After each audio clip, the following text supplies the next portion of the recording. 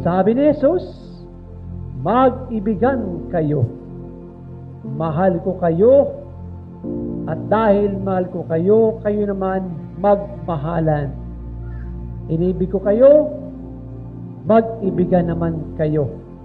Sa diwang ito, kapag nag-iibigan sa loob ng pamilya, sa loob ng isang barangay, nayon, o saan man, kasamahan, ay nabibigyan natin ng karangalan ang Diyos.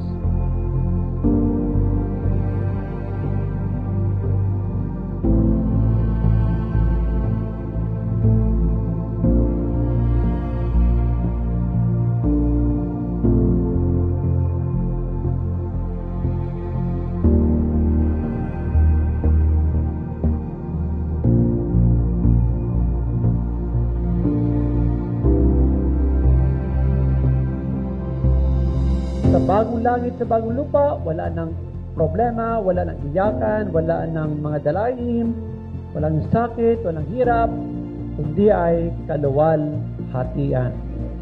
Sa pinakita ni Juan, ipinakita sa kanya ang karangalan ng Diyos.